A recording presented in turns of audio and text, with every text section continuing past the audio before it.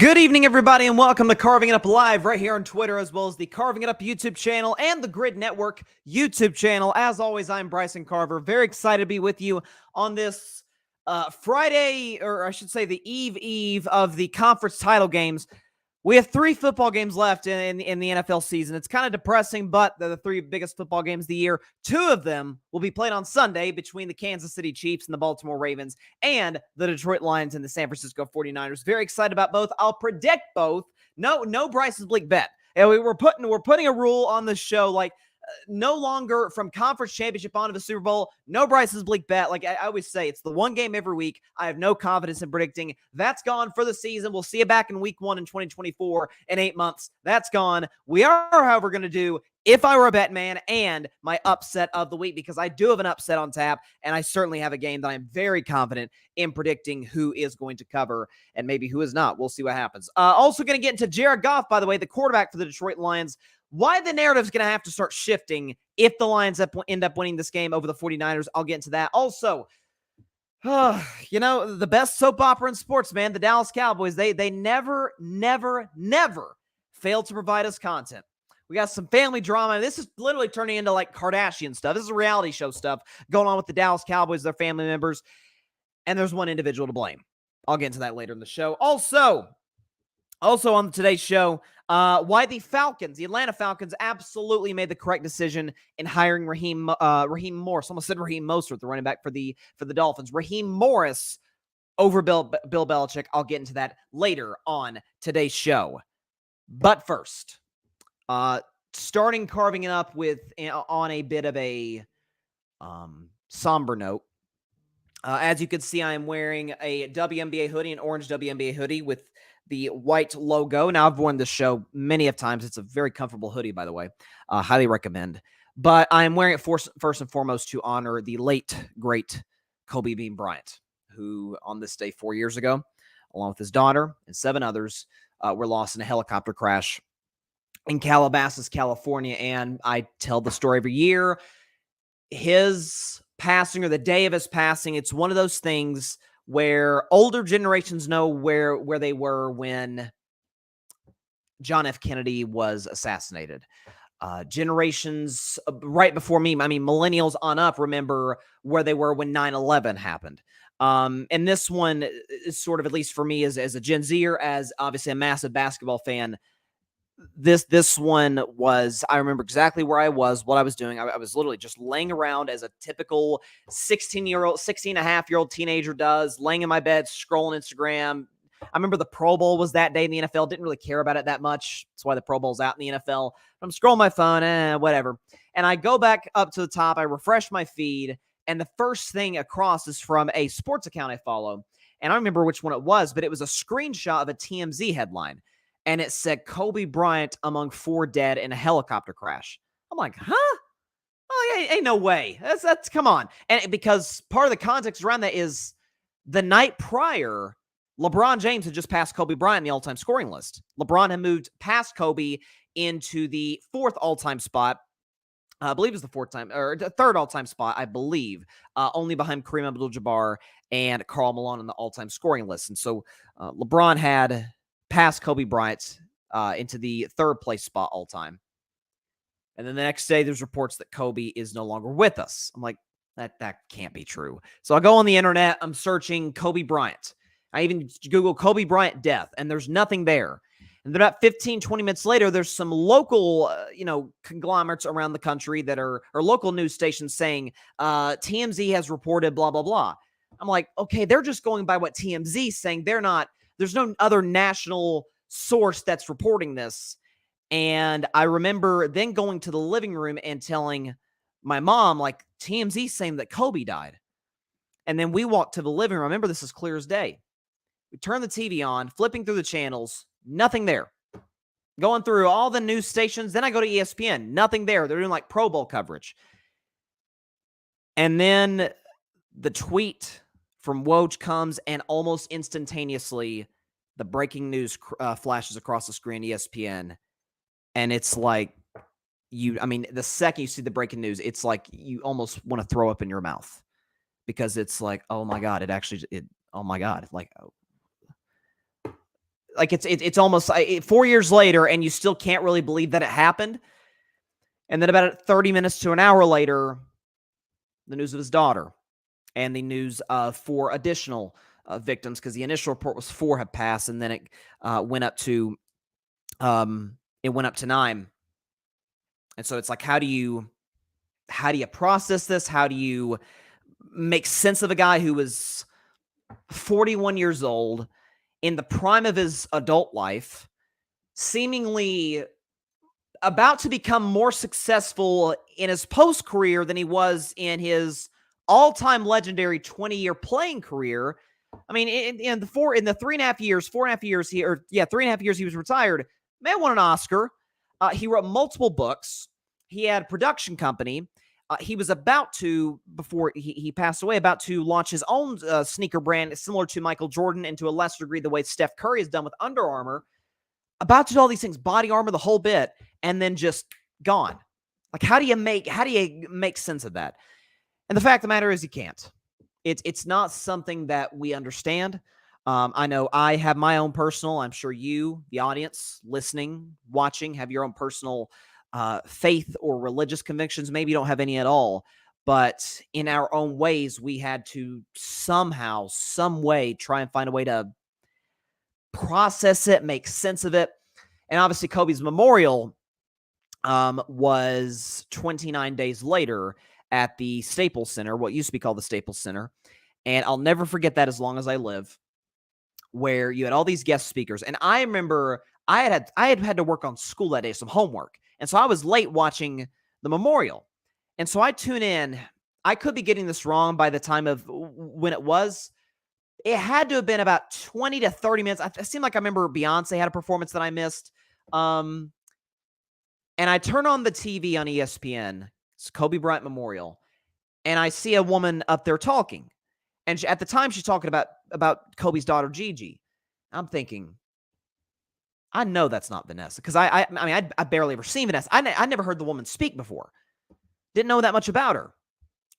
And so I'm thinking, is that one of Gigi's coaches or something? Is that? And then she starts using words like, my love, my daughter, my husband. I'm like, oh my goodness, that's Vanessa Bryant is talking right now?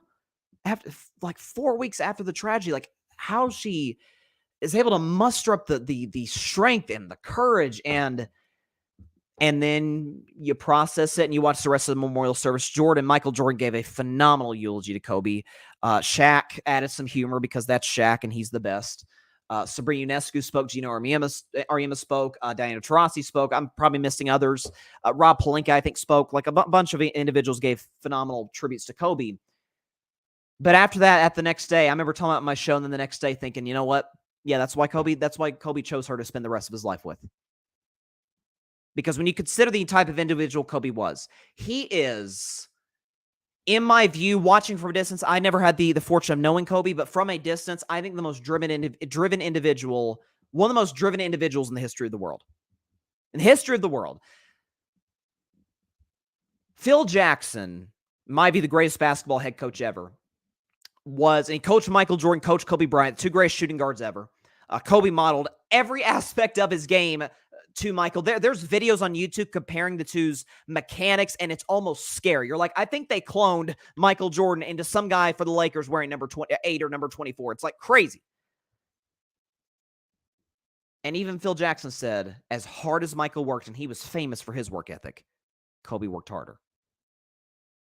Not just at basketball.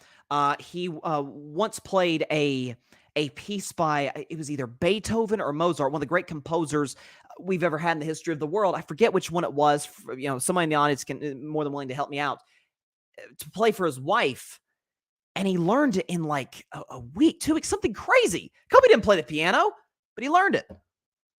He wrote books. He was a filmmaker. He was a coach. He was a husband. He was a father. Kobe Bryant's life mission, life purpose was to be the absolute best he could be at whatever he was doing. Like that in itself, I've talked about it before on past anniversaries of his passing, is that's the Mamba mentality in and of itself right there. Is whatever you're doing, be the absolute best you can possibly be.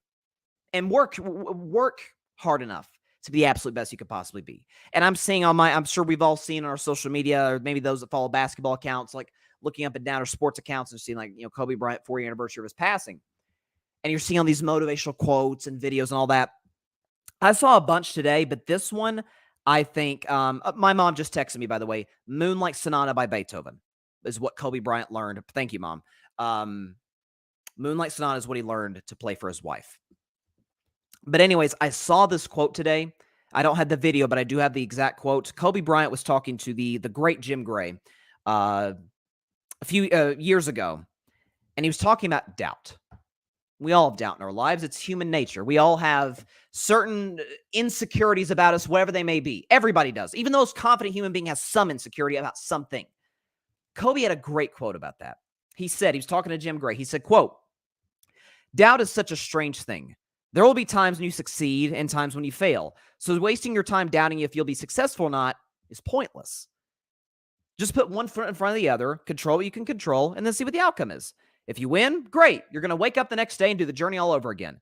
If you lose, sucks, but you'll have to wake up the next day and do the journey all over again anyway." End quote. That was Kobe Bryant. Kobe Bryant did not let the results dictate his work ethic.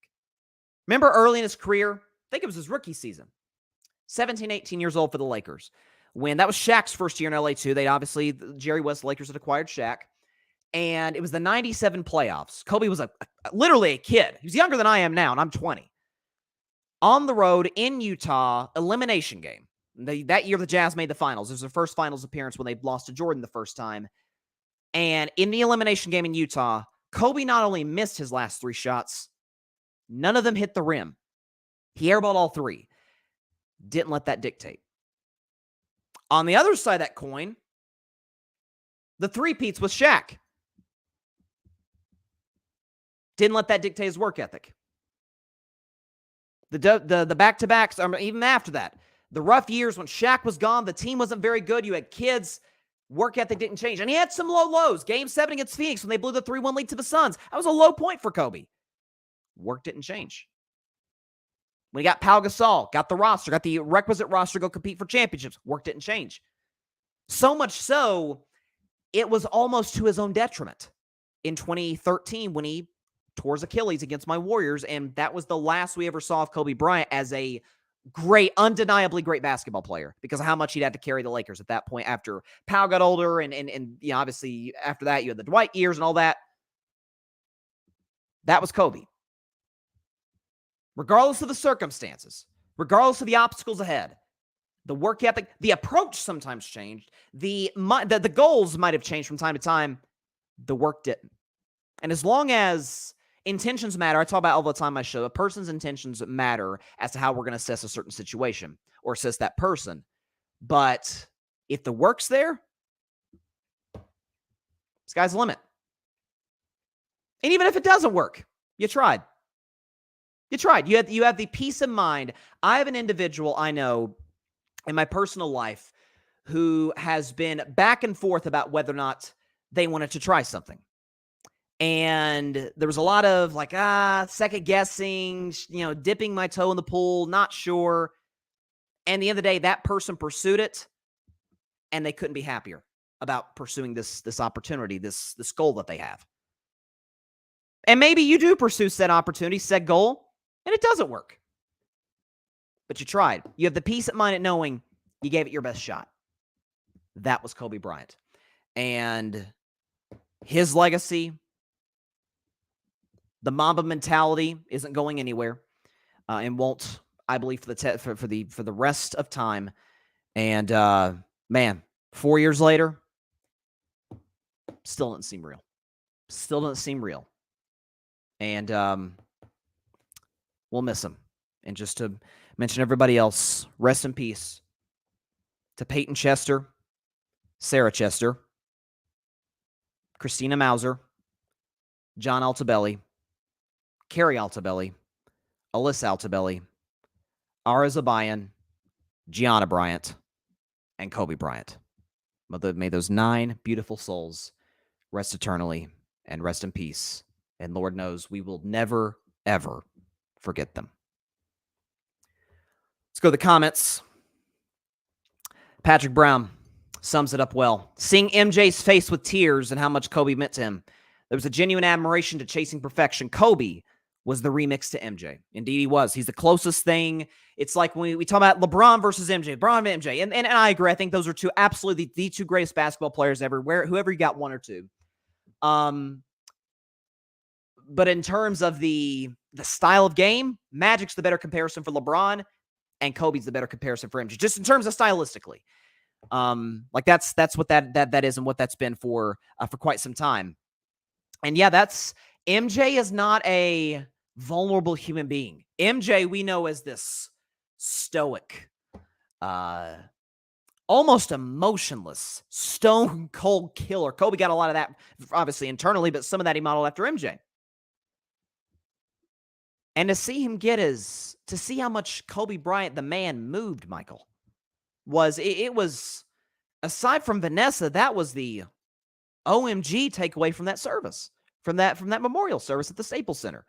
It was like, wow, like this guy who's like rock solid, aloof, pissed off everybody he played with. He was so much that way. Kobe Bryant made Michael Jordan cry. That, like, I want to make sure we all understand that says a lot. Says a lot. And yeah, Kobe was the remix to MJ. And John Rivera in the comments from the Fan Perspective podcast, rest in peace, Kobe. No question about it. So I'm telling you, it's like I even get a little kind of emotional thing about it. It's tough. I swear, y'all, it feels like that was like the first like major horrible moment on a national and worldwide scale, at least, to happen in 2020. And then obviously all the events that followed COVID and what happened with George Floyd and all that. 2020 was something else, man. And never forget Kobe Bryant. None of us will. And his legacy, as well as the legacy of the eight, will live on forever. It is very difficult to transition to other sports stories after a topic like that, but I'll do my best. That's what y'all tune in the show to hear me do, and that's what I will do my best to do.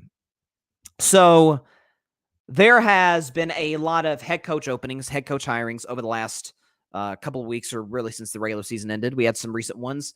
We had the offensive coordinator for the Tampa Bay Buccaneers, Canales, I believe is his name, getting hired by the Panthers. Like the hire, he worked with Baker Mayfield. I think that has potential to work. Brian Callahan, hired by the Titans. I'm fine with it. Don't love it. I still think they should have never fired Vrabel. I think it was a horrible organizational decision that will come back to bite them. But Callahan's a smart guy. OC OC. I think quarterbacks coach, one of the two or both with the Cincinnati Bengals. So we'll see how that works. And see how he's able to develop Will Levis. Jim Harbaugh, obviously the big domino to fall for the LA Chargers. I want to talk about Raheem Morris though. So he was hired by the Atlanta Falcons yesterday. After weeks, so the Falcons reportedly interviewed 14 candidates. So they were really, seeing what the process was like. And outside of LA, they were the best job of the market. Yes, they don't have the quarterback, but they have just about everything else, at least from the offensive side of the field. Bijan Robinson, Drake London, Kyle Pitts, really good offensive line. Even the other kid they got, his name's not coming to fruition to my mind right now, but they got another backup running back, Algier. Yeah, that's his name. Algier, who's really productive. Like, Atlanta's got some players on the opposite side of the ball. Cordell Patterson. They just need the coach and quarterback. Well, they've got the coach. We'll see if he's able to assemble the staff. And all signs point to them drafting a quarterback, unless they were to go after Fields or somebody else. Only time will tell in that regard. They hire Raheem Morris over Bill Belichick. And I 1,000% agree. For Raheem Morris, let's start with him. So first of all, I'm never not going to shine light on this. I don't care what anybody says. It's a black man getting a head coaching job in the NFL. And we know that is unfortunately for, the entire existence of the league, not been terribly common. So Raheem Morris getting the job, props to him, shout out to him. It seems like, we've had 3 this hiring cycle. Gerard Mayo got the job in New England. Antonio Pierce kept the job, definitely rightfully so, in with the Las Vegas Raiders, and now Raheem Morris, the former defensive coordinator, by the way, the Rams, getting the job with the Atlanta Falcons. And Raheem Morris, you look at his coaching resume, he's been a part of the NFL for the last 2 decades, okay? So he was he started in Tampa Bay in 2002 as the defensive quality control guy for the Buccaneers and won a Super Bowl with that team. As he got himself a ring there. Then he was promoted to defensive assistant in 2003. He was their defensive backs coach from 2004 to 2005. Then he went to be the defensive coordinator at Kansas State in 2006. From 2007 to 2008, he came back to Tampa Bay and became the defensive backs coach again. Then became the Buccaneers head coach from 2009 to 2011. Took over in Washington as the defensive backs coach from 12 to 14. Went to Atlanta, so where his destination is now, from 15 to 19 as their assistant head coach and pass game coordinator. And at one point in 2020 was their interim head coach. Also coached wide receivers, pass game coordinator.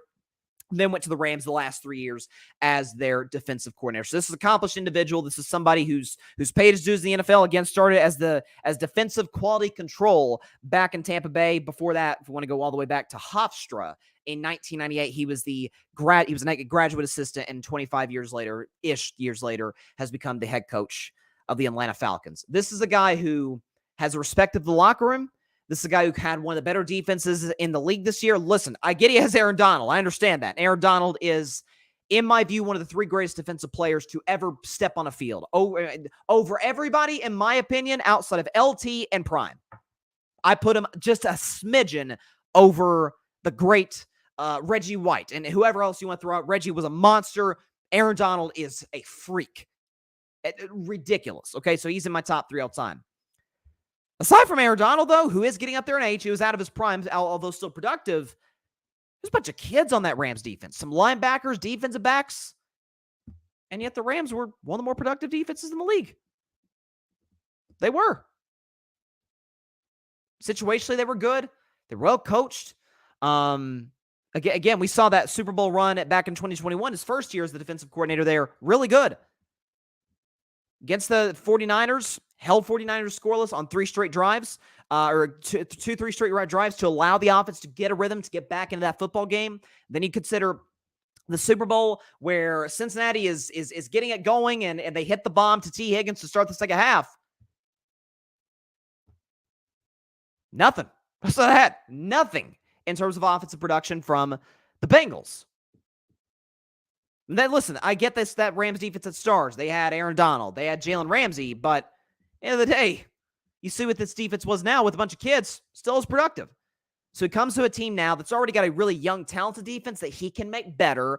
I think the key for him is bringing a good offensive staff. I could see potentially, again, Eric Bieniemy looks like he's not going to get a job yet again. I'd love him to see him bring Bieniemy in to be the offensive coordinator for a team that is almost certainly going to draft a head coach. I think that works. So from a fit perspective, again, they interviewed 14 guys. And once Harbaugh, who's the best candidate on the cycle, once he was gone, they're like, okay, if Mike Vrabel is interested in coming here, let's go with Raheem Morris. And that's what they did. But most notably, they went with Raheem Morris over Bill Belichick. And that's notable in a very big way for this reason. According to Charles Robinson, who works for Yahoo Sports, this is very interesting. And this, to me, crystallizes why they went with Raheem Morris over Belichick, who interviewed twice with the Falcons. This is from Charles Robinson, yahoosports.com. Quote, a source said meetings with blank, Arthur Blank, the owner of the team, crystallized Belichick's continued belief that the full scope of football operations, personnel, and coaching should be under his decision-making umbrella. End quote. So translation, Bill wanted the same control in Atlanta that he got in New England. Well, Patriots fans, we've got one here at the Grid Network. His name is Tim Barnard. He's got a great podcast here, Boston Sports Summit, new show. Please check it out. He's a great guy, great content. Ask him, ask any Patriots fan all over America, especially in the New England area. He had some bad drafts. Belichick had he had some clunkers. He had one Pro Bowler drafted from 2013 to last year in the first round. It was Mac Jones. And let's be honest, Mac Jones deserved to be in the Pro Bowl that year. Come on now. It's kind of like everybody gets the Pro Bowl. I mean, Tua got in over Josh Allen. Like, we're like, should he gotten in the Pro Bowl? Really? You sure about that? That's kind of where we're at with Bill Belichick. He's had some horrible drafts.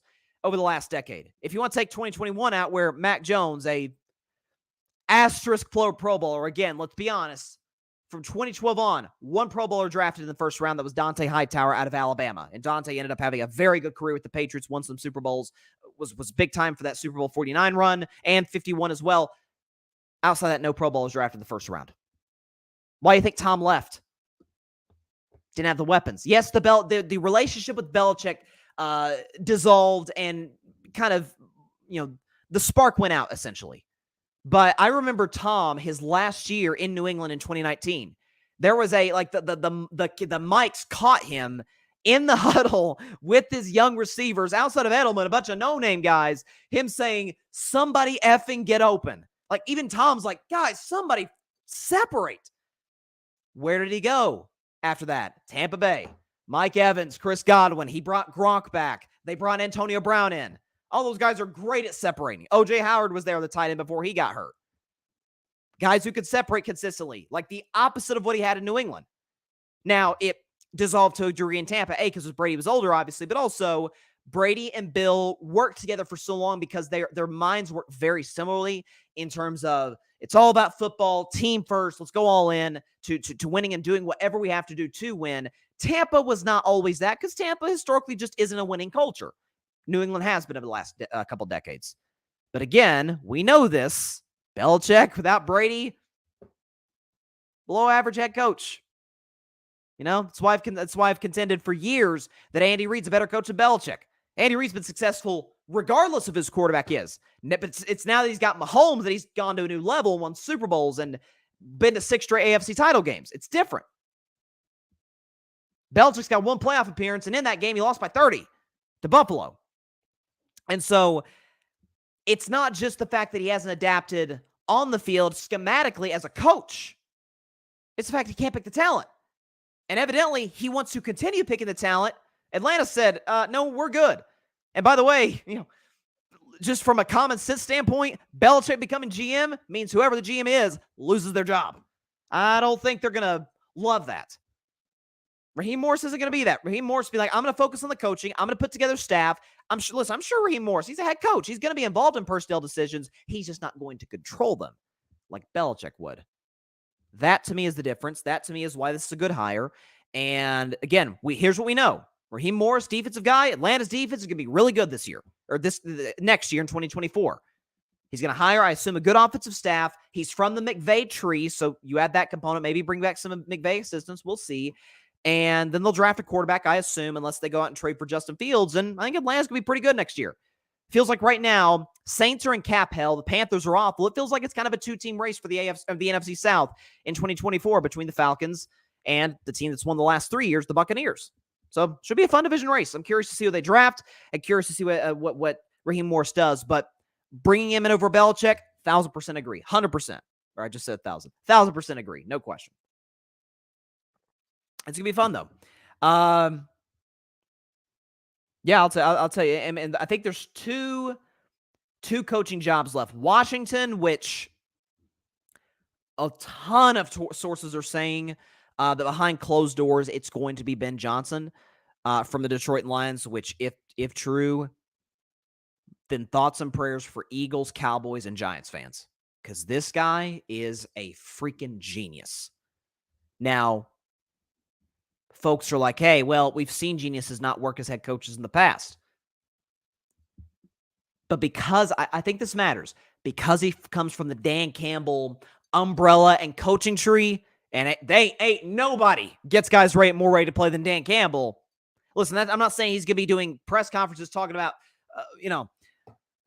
taking vital organs away from his opponent, but nonetheless, he's around. Listen, being around a guy who knows how to do certain things, or being around any individual, man, woman, knows how to do certain things, it rubs off on you.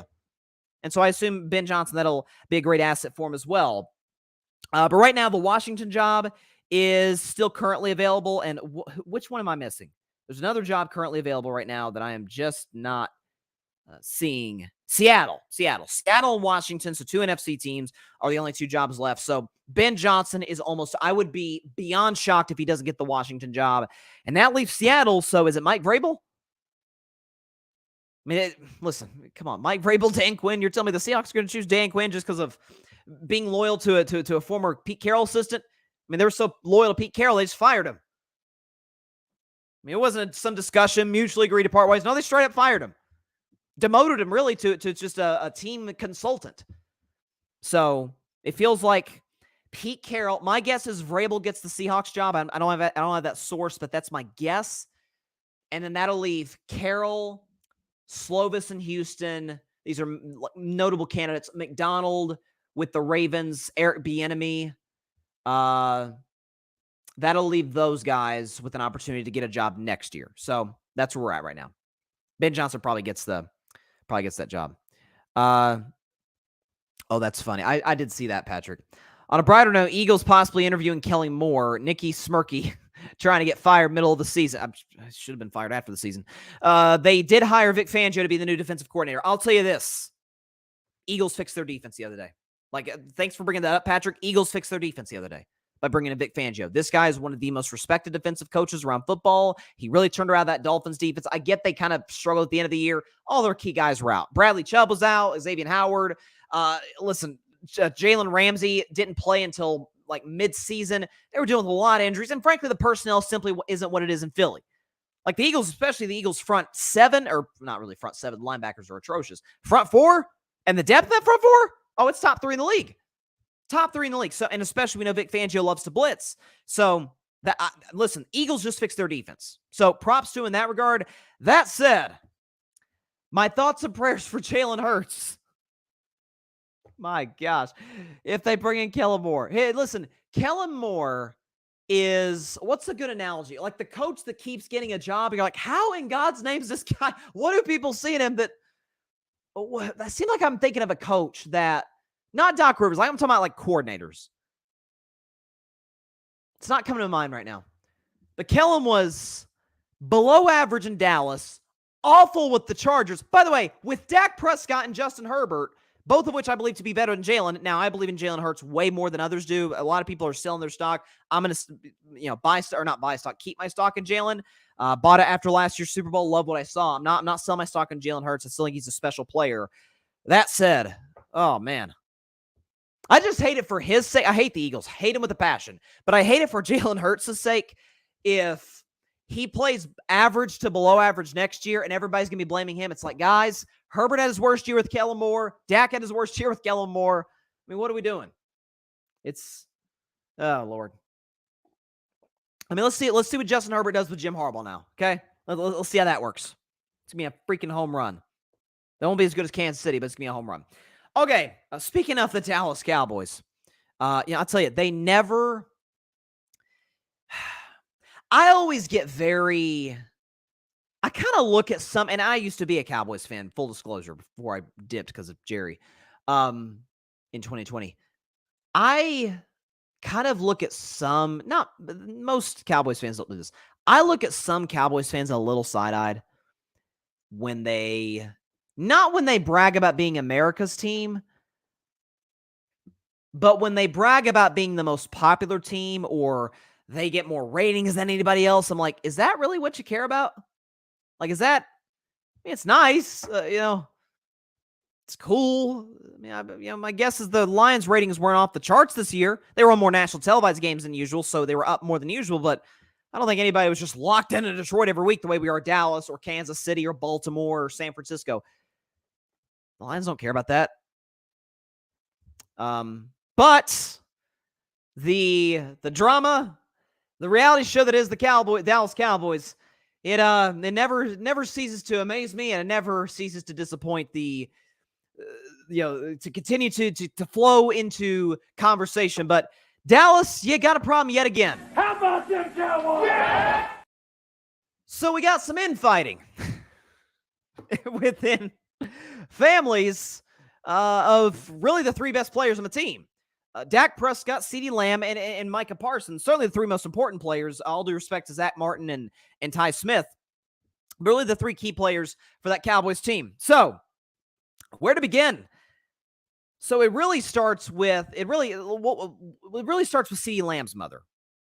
Her name is Lita Ramirez. I hope I'm pronouncing her name correctly. But she, during the wild card loss to the Packers, again, she's CeeDee Lamb's mother, was not terribly pleased, we'll put it that way, with Dak Prescott. She put on Facebook, I didn't know people still use Facebook, but she went on Facebook and she put in all caps, Dak isn't it. And then later, she said, this is according to Cowboys Country, I think they're an affiliate of Sports Illustrated. She said, quote, they need to get rid of his ass. She wrote before accusing Prescott of not wanting a ring, saying that other Cowboys players work hard for a ring and her son, quote, deserves better.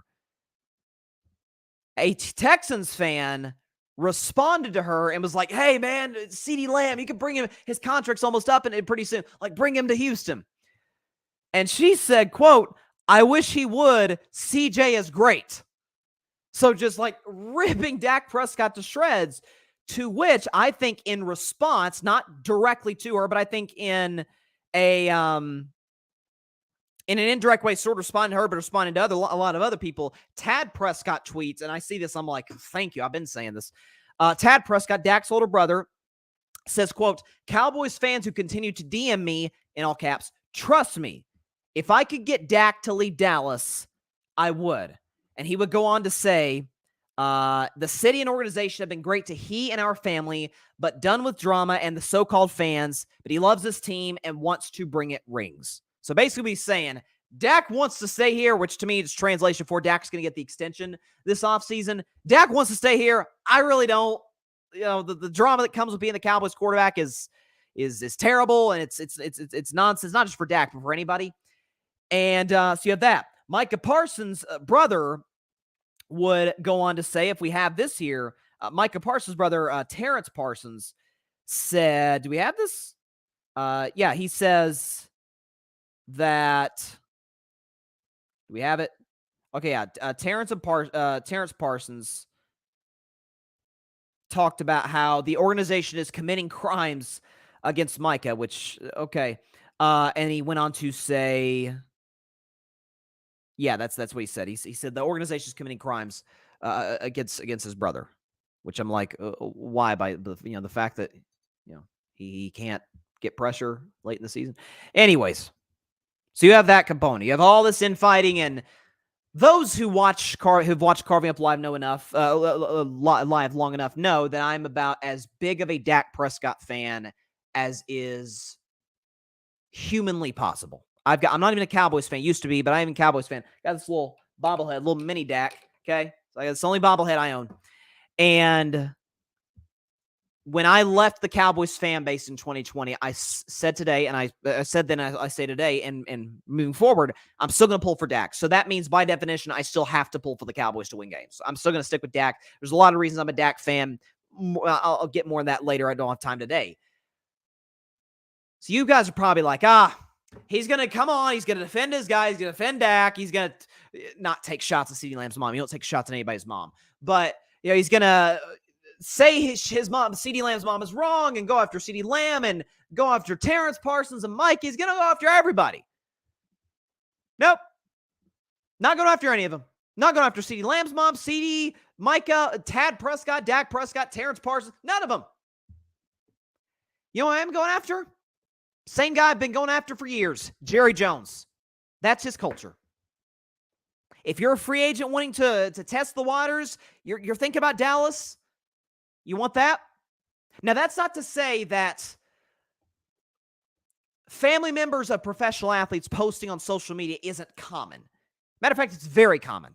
Whether it's athletes, spouses, brothers, sisters, parents, cousins, homeboys, homegirls, whoever. People associate with that. That's extremely common.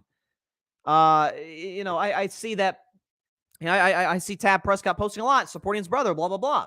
It's very common. I'll never forget Draymond Green during the 2022 finals at one point was literally calling out her son, saying, man, he's playing like trash right now. It's very common.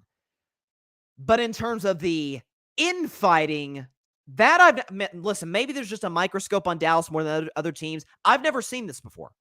I have not seen family members of these three players. I'm sure maybe other players, who knows, but it's odd that it's the three most important players, that it seems like they're taking passive aggressive. CeeDee Lamb's mom isn't, but just passive aggressive shots at other players, at the franchise.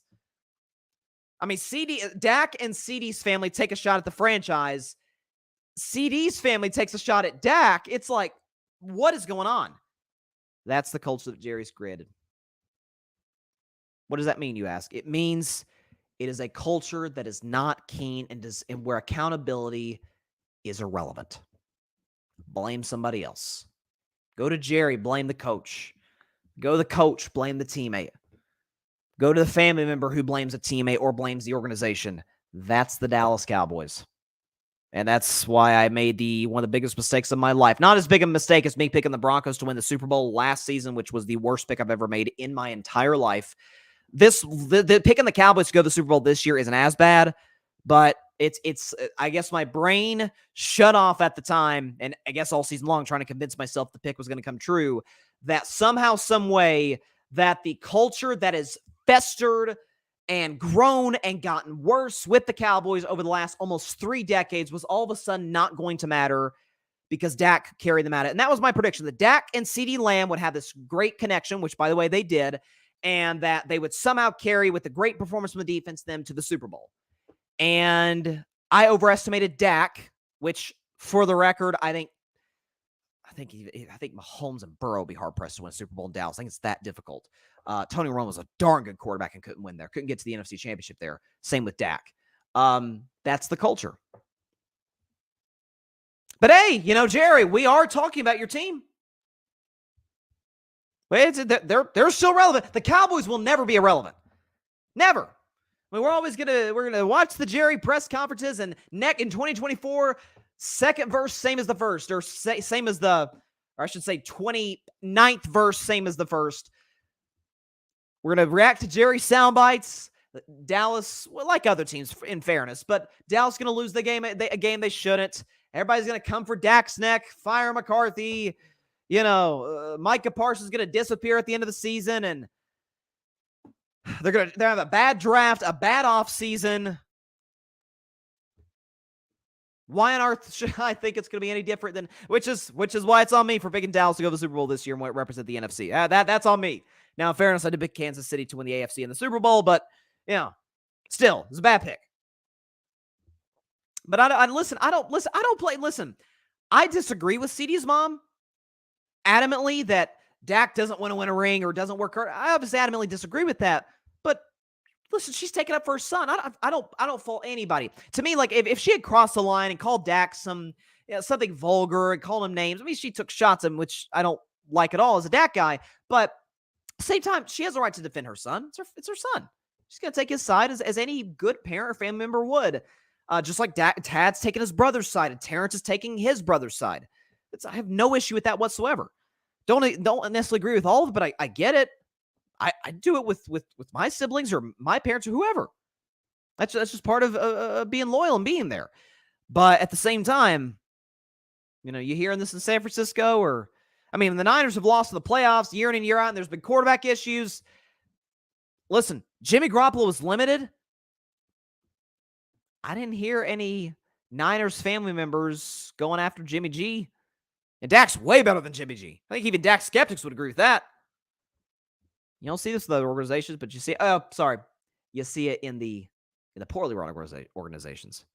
And that, my friends, is Dallas. And that has been part of my defense of Dak all this time.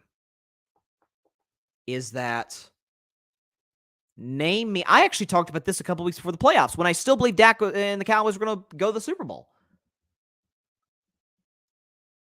I don't think we recognize, excuse me, how hard Dak shot. And this isn't unique to Dak. This is unique to whoever the Cowboys quarterback is. It's not a Dak thing. It's a Cowboys quarterback thing. How difficult that job is. I'm not talking about scrutiny from the media. Other quarterbacks Brock Purdy gets scrutiny. Lamar Jackson gets it. Mahomes got it from time to time this season. Listen, every quarterback in the NFC title game, lesser with Mahomes, but definitely the other three, have gotten a intense level of scrutiny and criticism and doubt and hate to a certain extent. That's common. I'm not talking about that. That's not unique to Dallas. What is unique to Dallas, the fact the owner does not want to win unless he gets the credit for it. It's that simple. And can I tell you the painful irony? Jerry would get the credit if Dallas won the Super Bowl. He would. We give Robert Kraft for the Patriots credit for the Patriots. We give Clark Hunt credit. We give Mahomes and Reed and Kelsey and everybody more credit. But Clark Hunt, it's Les Snead as well with the or not Les Snead. Les Snead's LA. His name of the GM in it with the Chiefs is not coming to mind right off the bat. But owner does get credit. Stan Kroenke with the Rams, he gets credit. I'm the biggest Stan Kroenke fan ever. Joe Lacob in Golden State with my Warriors. Well, that feels like a long time ago now with those championships. But he got credit. The owner will get credit. But Jerry wants the majority of the credit because he's an egomaniac. And it seems like I'm one of the few people willing to say that behind a mic. But whatever. Patrick Brown in the comments, selfish culture stems from Jerry Jones. Yes, it does. Yes, it does. A lack of accountability culture stems from Jerry Jones. That's what it is. By the way, apparently Jim Harbaugh's introductory press conference, is going to be 6 days from now on Thursday, February 1st at 1 p.m. Pacific. That's according to Schefter. So should be interesting to watch. I'll definitely tune in, see what's up. And listen, Jim is, and what I could see happening is Jim's a different guy. Jim's a different cat. Jim is obsessed with football. And I could see there being some criticism around him, like, is he really up for this job? Listen, we deal with Dan Campbell. How's that worked out? Now, in fairness, we've seen coaches have great opening press conferences and bad ones, and it isn't always an indicator with how well you do. But shout out to Jim Harbaugh. It was a phenomenal hire. That story broke during our show. Mike Guido in the comments was the first one to let me know about it. And then I looked, and there you go. Sure enough, it's true. Jim Harbaugh becoming the head coach of the Chargers. LA to me was the best job in the market, and they got the best coach in the market, so it kind of works. It kind of makes sense. Okay, so there's a lot of narratives. I'm going to predict the conference title games in about 10 minutes. There's a lot of narratives, as is always the case, regarding the teams, the coaches, the quarterbacks, the rosters coming into a conference championship weekend. And with all of these teams, can Lamar break through and get to the Super Bowl? Can he lead the Ravens, the best team in the league, I believe? Second best roster to me to San Francisco. Can he lead them through the giant, the dynasty, the one of the greatest quarterbacks ever, Mahomes and the Chiefs? Can he get through that and get to his first Super Bowl and very well solidify himself, in my estimation, as he may listen? If he wins, I'm a Burrow guy, but man, you're going to have to start having some hard conversations because Lamar would have a ring, 2 MVPs. Burrow has neither. I mean, you have to start having some serious questions about that. You have that. With San Francisco, can they win with Brock Purdy? I'm sort of the in-between on Brock Purdy. I've said that for months, that I loved him initially when he replaced Jimmy G in that Dolphins game, came in against Tampa Bay his first start, played amazing, played great throughout that run. Got him to the NFC title game before he got hurt. They started 5-0. He put a hammering on my Steelers in week 1. Then they put another hammering on the Cowboys in week 5, and he's putting up ridiculous numbers, making all these plays. I'm like, dang, this kid might be better than I thought. But then the 3-game losing streak, I think, exposed kind of who he is. And it's not necessarily a bad thing, is that he has to kind of play from ahead. He does need to play under structure. He's not a guy who can just make it happen on the fly, which there's nothing wrong with that. I think clearly he can win a lot of games with Purdy. He's 20-5 as a starter. You can win a lot of games with him, and he's way better than Jimmy G. The coaching would show you that. Can the Niners win with him? That's a narrative too. Kansas City, defending champs, not close to as good on offense as they were last year, but the defense is way better than it was a year ago. They're not as good as Baltimore, but it's like, God, it's Mahomes, Reed, Kelsey's one of the greatest playoff performers ever. That defense, like, man, if they can win a Super Bowl this year, when are you ever going to get them? It's one of those. That's the narrative with Kansas City. Then there's Detroit, who there's been the least amount of coverage, attention, and eyeballs on this team by far than any of the 4. Now, as bad, like I talked about earlier with my horrible take of the Cowboys getting to the Super Bowl, equally as great, compare bad to great, equally as great was my prediction that the Lions were going to get to the NFC title game before the season. Matter of fact, just for last time, since they are going to be playing the NFC title game in 2 days, just for the fun of it, this is just evidence that I did pick Detroit. When nobody else did, everybody's like, the Lions will be good. They'll be fine. I'm like, no. They'll be a win away from the Super Bowl. Minimum. Here you go. Hold up. And there's one team in particular, it's going to surprise you, but I think are a good draft away from not just being playoff contenders, but I'm talking legit Super Bowl, lift the Lombardi Trophy Super Bowl contenders. the Detroit Lions. Hold up. Heard me say at the beginning, I feel like if Detroit puts together a good draft, kind of like the Seahawks and the Jets did last year, and like the Seahawks are doing this year, man, they could be contenders in that NFC. As crazy as the NFC is, as all over the place as it is, I'm dead serious when I say, who's to say the Detroit Lions could not be in the NFC Championship game? I'm dead serious. Hold up. Detroit's going to the NFC Championship game. That will be your matchup, Ryan Flowers. Detroit. Wow. I have been saying for months, and I will stick with it. The Detroit Lions will play in the NFC title game. Been saying that since the draft. I'm going to stick to it and be held to it just for old time's sake. Just as the kids today talking about keeping the receipts. Just keeping them receipts. That's one of my proudest. That is in my top 3. Just pat myself on the back just a little bit. Listen, I talk about my bad takes. I can talk about my good ones too. Second best pick ever was picking the Warriors, my Warriors, before the 2021-22 season that they were going to win the championship. They did. And even above that is me picking Tampa Bay, Kansas City. Tampa Bay to beat Kansas City in the Super Bowl before the season started. You can look it up. September 10th, I guess. My opening show season in 2020, the COVID year, I said Tampa's going to beat Kansas City in the Super Bowl, and that's exactly what happened. That's my greatest take. I don't know if it'll ever be surpassed. This one is in the top 3. But the narrative surrounding Detroit, there's a lot of them. Some of them true, some of them is up for interpretation. Remains to be seen. Is this defense good? Well, they're bad against the pass. I think they were 30th in the NFL against the pass. That's an issue. Mike Evans torched my man out of Tennessee, go Vols, Cam Sutton last week. They struggled in the secondary all year, but their pass rush is really good. Aiden Hutchinson, they got a good linebacker, Alex Anzalone. They got some dudes on that side in the front 4 or front 7, definitely in the front 4.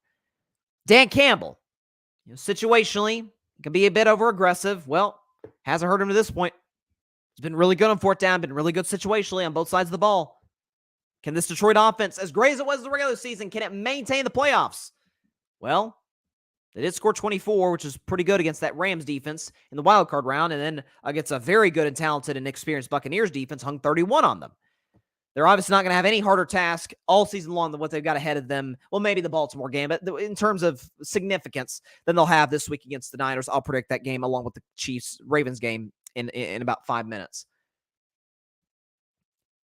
If the Lions win this game, we are going to have to.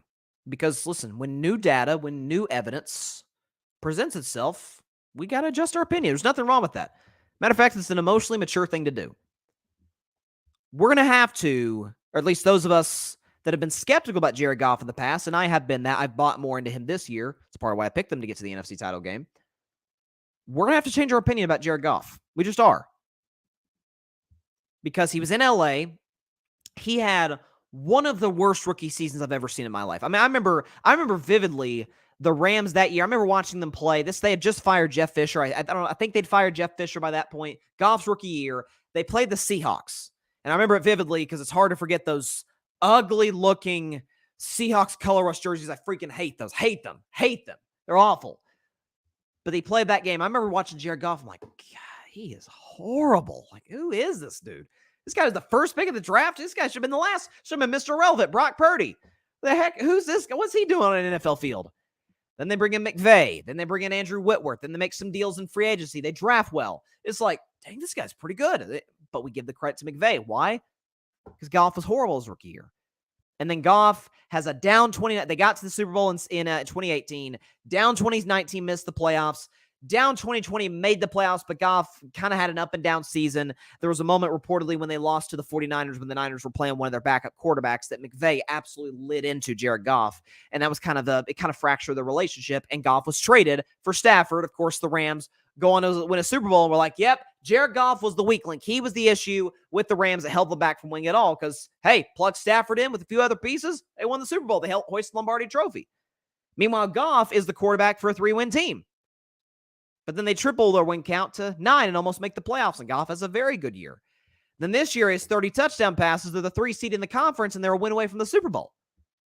If Goff wins this game, gets to another Super Bowl with the second team, we're going to have to change our opinion. At that point, I don't even think it's going to be debatable. He's absolutely a top 10 quarterback.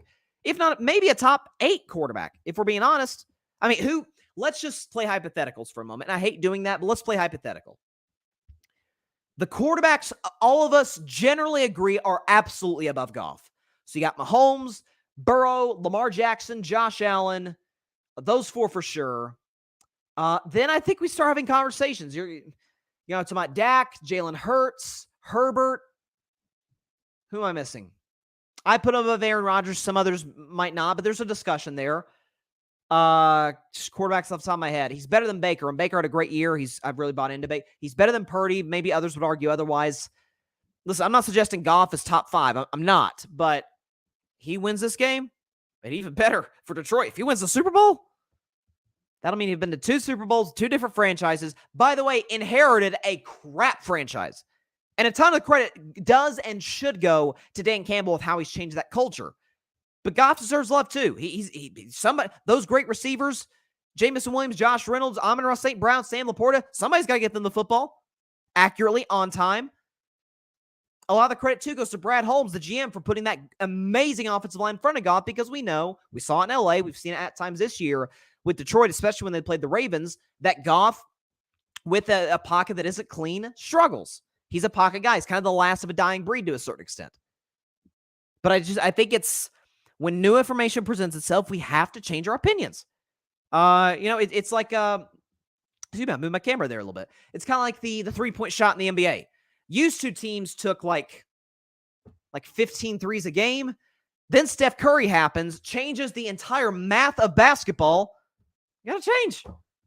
The Warriors were like 5 steps ahead of the rest of the league, and they went 73. They won a championship, went 73-9. Then when they got KD, it was wasn't almost unfair. It was unfair. But then the league catches up. They adjust. It's like what I always say about analytics. What do I always say? You have to use them because you are doing yourself an organizational and strategical disservice if you don't use them. But don't allow them to make every single decision for you. Math and numbers can't make every decision for you. Sometimes there's got to be a human connection, eye to eye. What are we doing? And sensing the moment. But the analytics had to change for these teams. They had to. That's probably why San Antonio was kind of left in the dust, because Popovich didn't adjust to the 3-point shot, or the emphasis of it, rather. Jared Goff gets the Lions to the Super Bowl. We should give Dan Campbell and Ben Johnson and Brad Holmes and that roster credit. That's 2 Super Bowl appearances with 2 different franchises, both of which were dead when he took over. I'm just saying. Got to start giving Jared Goff his love and respect. And I was a Jared Goff skeptic. When they made this trade, the Rams to the Lions, I'm like, this is a great trade. And I was a Stafford skeptic too, not as much as I was Goff, but I was like, man, Stafford's bigger arm, more mobile than Jared Goff. I'm like, this is going to work great. I didn't think they'd win the Super Bowl, but I knew it worked very successfully. Shout out to Jared Goff, man. There's nothing like when an athlete proves doubters wrong. By the way, it looks like we've got some. Can we do the breaking news? Yeah, I guess it's breaking news. We could put it up there. Okay, no surprise here. So according to Adam Schefter, Michigan has hired Sharon Moore as the new head coach of the program to replace Jim Harbaugh. Now he took over. He coached for 4 games this past season when Harbaugh was suspended toward the end of the year, or beginning of the season and toward the end of the year. He was their interim head coach, went 4-0, and so he's their new guy. So listen, Michigan was at a tough spot because the hiring process was pretty much over. Bama or Saban retired like almost immediately after the playoff, about half week or so after the playoff. And so, but he had time. They had time. Kalen DeBoer was still available. I would have liked to see, I talked about it on Wednesday's show, I would have liked to have seen Kelly from LSU. I would have liked to have seen it. Brian Kelly. Sark was going to stay at Texas. Dabo was going to stay at Clemson. I'm not even a big Dabo guy. I think that would have been a massive down. Anything from Jim is going to be a downgrade, but Dabo would be even worse because he doesn't believe in the transfer portal or NIL. At that point, you're kind of running out of options, especially, guys, we're almost in February. Like, they had to do something. And listen, this is their most trusted assistant. Props to him. And the players play hard for him. And so I think this is going to work. Not as well as, listen, they're not going to be as good as years past because Jim Harbaugh is, I think, one of the 5 best football coaches on earth.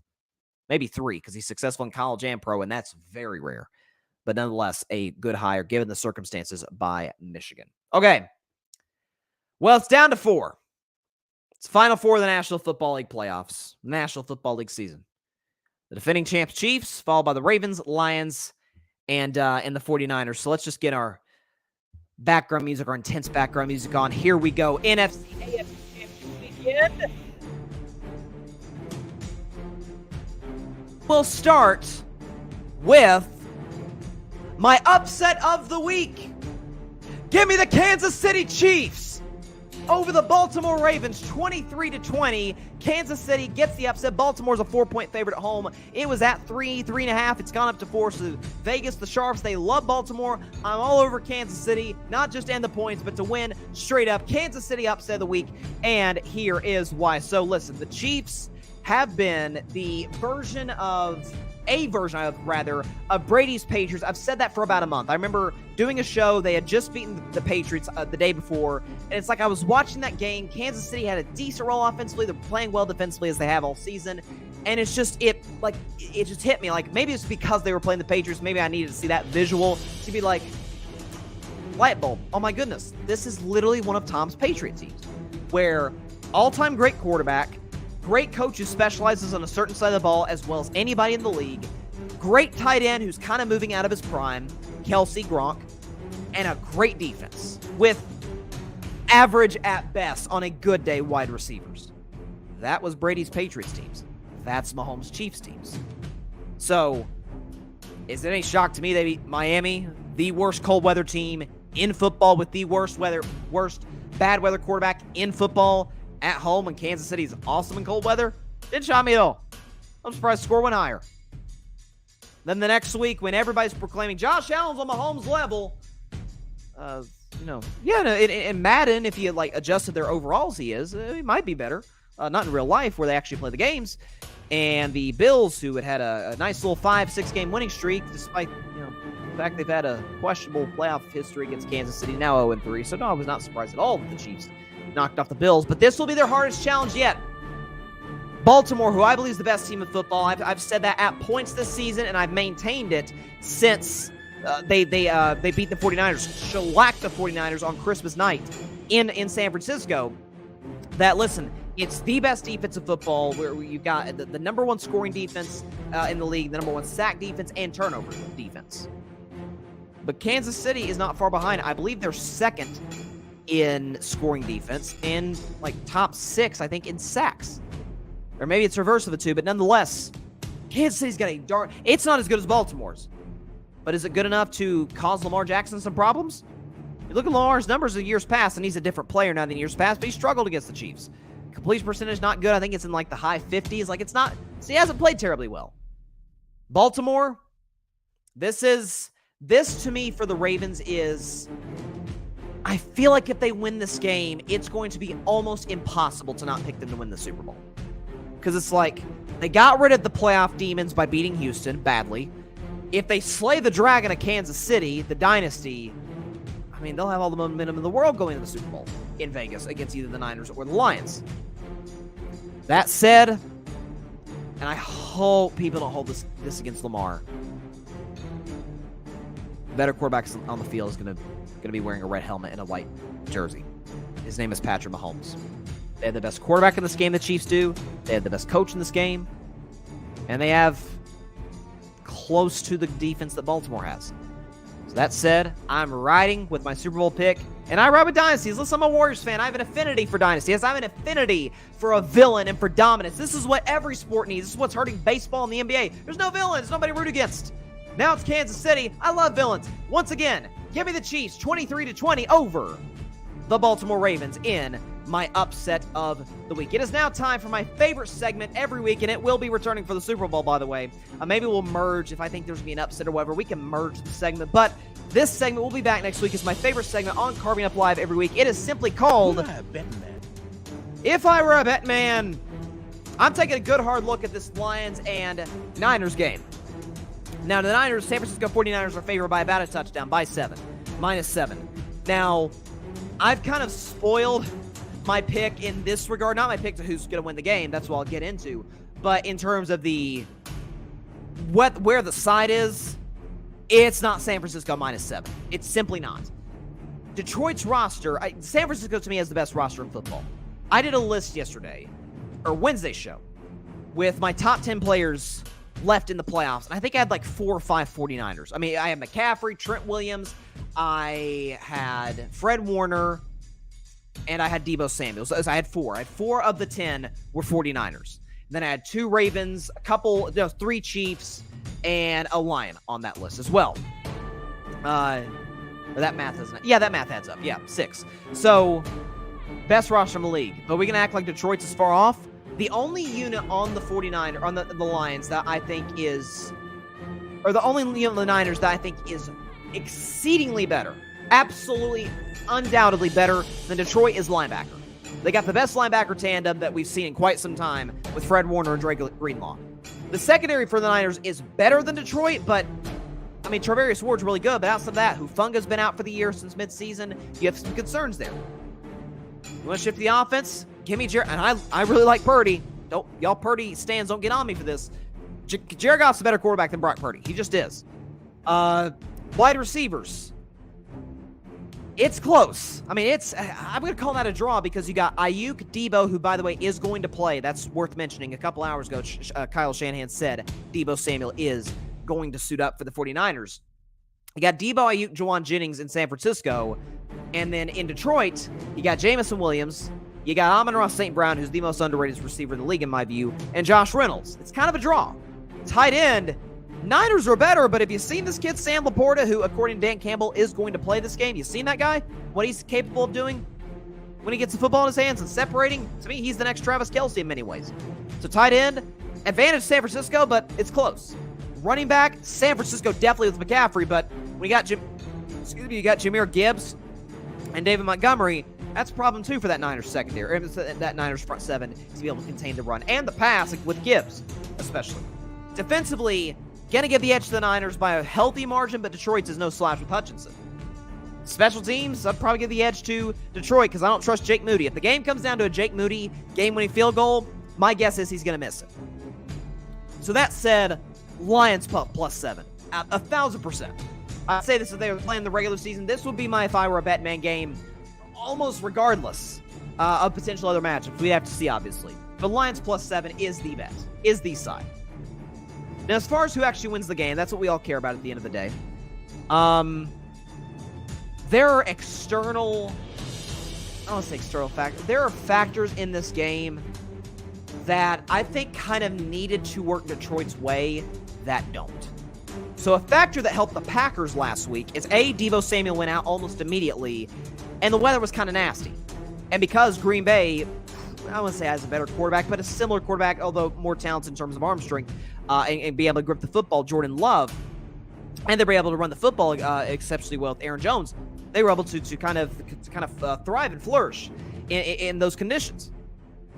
You have that component. It's going to be nice. It's going to be about 48, 50 degrees, something like that in San Francisco, in the Bay Area. So, advantage Niners there. Advantage Niners in the sense that it's outdoors on grass. I think the Niners field looks like grass. Lions are used to playing their home games indoors on turf, which plays to, it's kind of like Dallas, two great home teams. It plays to the strengths of a young, explosive football team on both sides of the ball. So again, advantage 49ers. Jared Goff, as great as his offensive line is, they will have no harder test than this season in terms of their defensive line against that Niners front with Bosa, Armstead, with Chase Young. They got some dudes on that Niners defensive line. And we know Goff, under pressure, struggles. So with that said, Detroit, it has been a pleasure. I genuinely mean that. Lions fans have been, I've interacted with them on social media, YouTube. They have been amazing. It's one of the best, I've learned one of the best fan bases of sports. Love Lions fans, Detroit fans in general. And I have been loyal to you. I have maintained all year that you be in this game. From April of last year, I said you'd be in this game, and doggone it, you are. As much as I want you guys to win, I'll be pulling for y'all. San Francisco's just the better team, and in terms of health, in terms of the weather, it goes their way. So that said, give me the San Francisco 49ers. They're not going to cover. 7's too many points. I'm sorry, too many points. The Lions are too good for that. But the Niners win this game 27-22 over the Detroit Lions, which means we will have a rematch of Super Bowl 54. It'll be the San Francisco 49ers out of the NFC and the defending champion Kansas City Chiefs out of the AFC, looking to defend their Super Bowl crown and become the first team since the 04 Patriots to win back-to-back Super Bowls. Once again, look at our scores.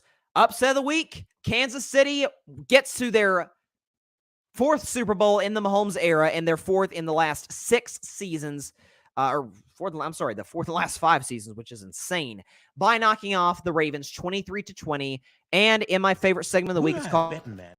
If I were a Bettin Man, give me the 49ers to win this game 27-22. But more importantly, if I were a Bettin Man, take the Lions +7. Listen, if this were 4.5, 5, I might make it the bleak bet game. Like, that would be tough. Seven's Detroit all day, every day. 100%.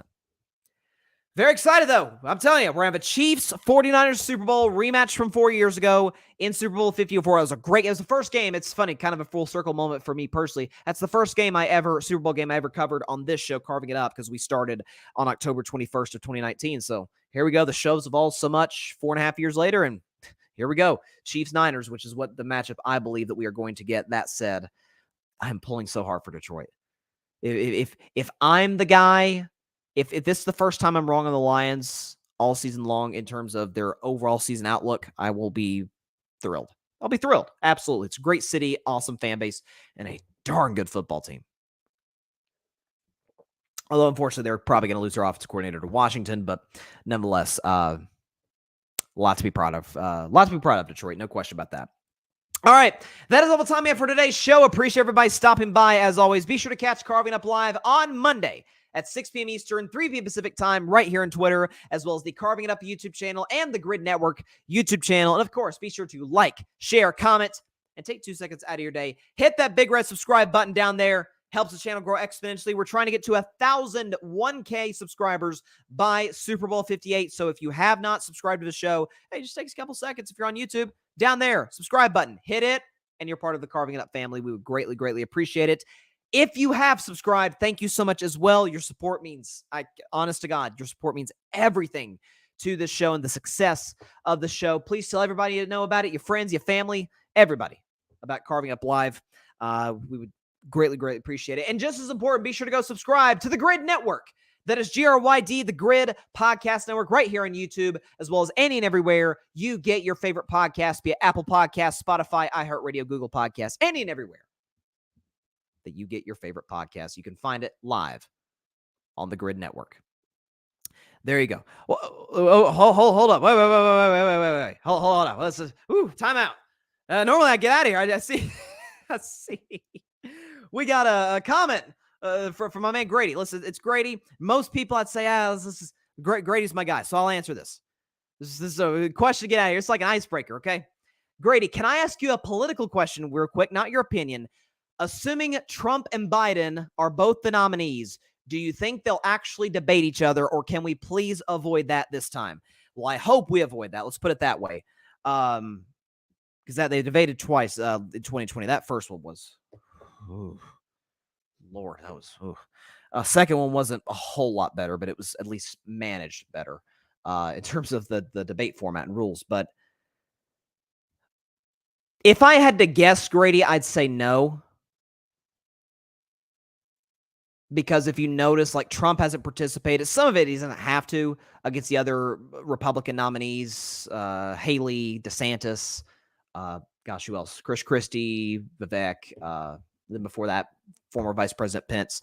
So my get now, obviously, it's a lot more contested because it's almost assured he's going to get the Republican nomination. It's all but a formality at this point, or it is a formality at this point.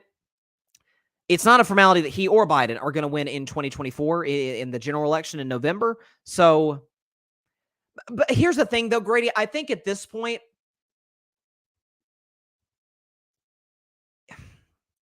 are there that, and I asked this question, I'm not on the show, but to others in 2020, are there that many undecided voters? Listen, I'm a political independent. I don't know, man. It feels like if you're on the Trump train, you're on the Biden train, like you're just on that train. Like, obviously, they got to try and win independence, but listen, I love presidential debates. I'm a history and nerd about this, history nerd and presidential history nerd about this stuff. Listen, I think it'd be good for I don't want to say good for the country if they did. I don't know. I mean, it's been the history. We've been doing this for a very long time, having debates between two candidates. If the tradition breaks 2024, at least we've had a lot of political traditions broken in the last decade or so. So that's like, there's no surprise there. But my guess is no, Grady. If I had to just guess off the top of my head, I would say no. Trump and Biden will probably not debate in I guess August, September. September is usually when the first debate is, and throughout October. So yeah, little. I appreciate you asking the question, Grady. So I'll ask if it's sports and if it's politics related. I'll answer the question. I will. You know, it's a sports show, but I don't care to venture into that realm. Not at all. But I appreciate everybody. Again, Conference Championship Weekend. I'll see y'all on Monday, 6 p.m. Eastern, 3 p.m. Pacific time, Twitter, and on YouTube. I'll see you then. Stay safe out there. Please be sure to take care of your physical as well as your mental health. And please, please, please be sure to contact your local state representatives and senators to demand change for gun violence in America. Again, just, answered a political question there. To me, this issue is not political. How we solve it is, but the humanity about actually trying to solve it is what I'm really trying to get at here. Whether you lean right, left, in between, we got to address this problem. It's unacceptable and it has to end. And I want to bring as much attention to this as I can. And ultimately, it comes down to us, the people. We can vote on these things. I'll see you on Monday. Expect 2 great games, 2 close games. Chiefs by 3, Niners by 5. That's my prediction. It's going to be Chiefs, San Francisco in Super Bowl 58. Stay safe out there. God bless y'all. Peace out. Please don't be mad at me, Detroit, though. I've been with y'all all season. Thanks so much for watching the show on YouTube, and be sure to go click that big red subscribe button and check out the other clips and full shows from Carving It Up Live, as well as our other incredible content creators here on the Grid Network.